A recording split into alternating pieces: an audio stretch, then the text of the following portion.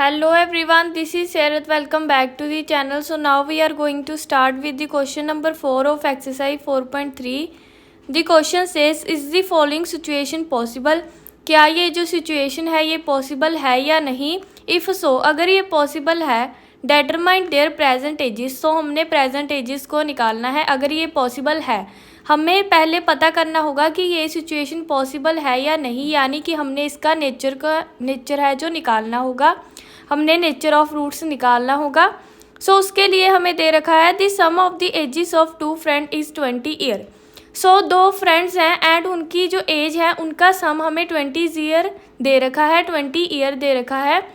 सो यानी दोनों फ्रेंड की जो एज है उनका जो सम होगा, यानी अगर हम उनकी एजेस को प्लस करेंगे तो वो 20 आएगा.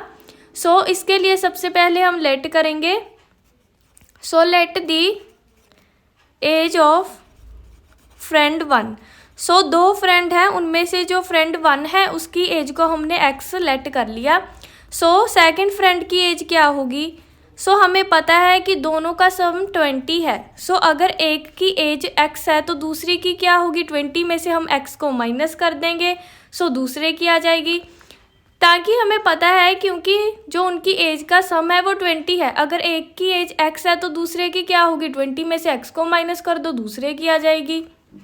एंड 4 years अगो, आज से 4 साल पहले, अगो का मतलब 4 साल पहले, the product of their edges was 48. उन दोनों की जो एज है उसका प्रोडक्ट, यानी हम उनकी एज को अगर मल्टीप्लाई करेंगे तो वो 48 आएगा.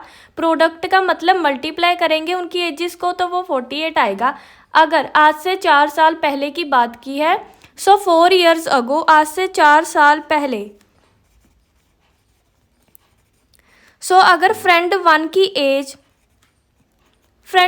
एज क्या होगी? अगर अभी के टाइम पर फ्रेंड 1 की एज x है तो 4 साल पहले कितनी होगी? x में से 4 को माइनस कर देंगे. सो यानी कि अगर आप अभी 10 years के हो तो 4 साल पहले कितने के हो गए? 10 माइनस 4 हो गए. अगर 15 के हो तो 4 साल पहले कितने हो गए? 15 माइनस 4 हो गए. सो ऐसे ही अगर फ्रेंड 1 है जो x था, x है तो 4 साल पहले कैसे होगा? वो x में से हम 4 को माइनस कर देंगे तो उसकी 4 साल पहले की एज आएगी. सो ऐसे ही फ्रेंड 2 आज से 4 साल पहले कैसे होगा? अगर अभी वो 20 माइनस x है तो 4 years अगो, 4 साल पहले क्या होगा? 20 माइनस x माइनस 4 हो जाएगा. सो यानी 20 माइनस 4 हो जाएगा हमारे पास 16 माइनस x उसकी 4 साल पहले की एज है. एंड उन्होंने बताया है the product of their ages, इन दोनों की एज का जो प्रोडक्ट है वो 48 है. अगर हम इन दोनों की एज को मल्टीप्लाई करेंगे तो वो 48 आएगा.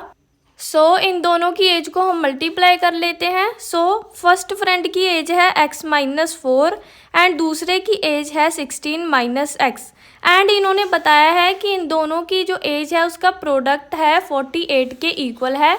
सो ये इक्वल हो जाएगा 48 के.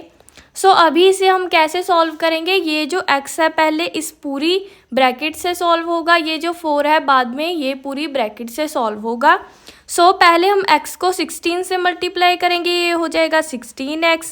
एंड माइनस x को x से करेंगे, x स्क्वायर हो जाएगा. 16 मल्टीप्लाई करेंगे 4 को, सो ये हो जाएगा 64. एंड प्लस माइनस माइनस हो जाएगा. 4 को x के साथ करेंगे, ये हो जाएगा 4x. And minus minus plus का साइन हो जाएगा, इक्वल हो जाएगा ये 48 के. सो आगे ये कैसे सॉल्व होगा? सो ये हो जाएगा, ये हमारे पास x वाली टर्म प्लस प्लस प्लस होगा. सो 16 में से 4 प्लस करेंगे, ये हो जाएगा 16, 17, 18, 19, 20 हो जाएगा. सो ये हो जाएगा 20x. And minus x square minus 64, ये हमने प्लस कर लिया. सो ये इक्वल हो जाएगा 48 के.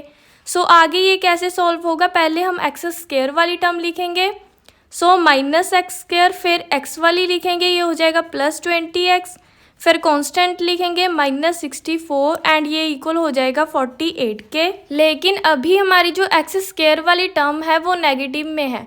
अगर हमने इसे पॉजिटिव बनाना है तो हम इस पूरी ये जो इक्वेशन की ये वाली साइड है इसे उधर की साइड में ले जाएंगे तो इनके साइन चेंज हो जाएंगे. सो ये अगर माइनस का है तो ये प्लस एक्स स्क्वायर हो जाएगा, ये प्लस है तो -20x हो जाएगा, ये माइनस है तो +64 हो जाएगा। एंड अगर हम इधर वाली साइड को उधर साइड ले गए, सो यानी इसकी साइड को भी चेंज करना होगा। सो ये अगर इधर की साइड आ जाएगा, ये हो जाएगा -48, यानी कि हमने इसकी साइड्स को चेंज कर दिया। सो इनके साइन भी हैं जो चेंज हो गए। सो अभी ये कैसे सॉल्व होगा, ये हो जाएगा x² -20x +64, इधर ये माइनस का है, उधर जाके +48 हो जाएगा एंड ये पूरा इक्वल हो जाएगा 0 के। सो अभी हम इसे प्लस करेंगे। सो ये हो जाएगा x² -20x, इनको हमने प्लस किया, ये हो जाएगा हमारे पास 112 एंड साइन रहेगा प्लस का, ये इक्वल हो जाएगा 0 के। सो हमारे पास x² वाली टर्म है, x वाली टर्म है, कांस्टेंट टर्म है, यानी ये हमारे पास पूरी इक्वेशन आ गई। अब हमें इस इक्वेशन को सॉल्व नहीं करेंगे, क्योंकि इन्होंने बताया है कि तभी हमने सॉल्व करना है जब ये सिचुएशन पॉसिबल होगी। सो पहले हमने इसे देखना है कि ये पॉसिबल है या नहीं। सो मतलब कि पहले हमने इसका नेचर है जो चेक करना है।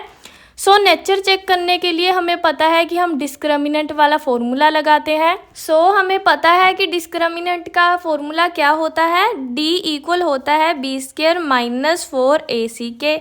सो अभी हमें पता है कि जो x² वाली टर्म होगी वो a होगी, x के साथ होगी ये b होगा एंड कांस्टेंट होगी जो c होगी। सो इनकी वैल्यूज़ को पुट कर देते हैं। सो ये हो जाएगा b का स्क्वायर, b है हमारे पास -20, सो -20 का स्क्वायर -4, a है हमारे पास x² के साथ 1 एंड c है हमारे पास कांस्टेंट टर्म 112।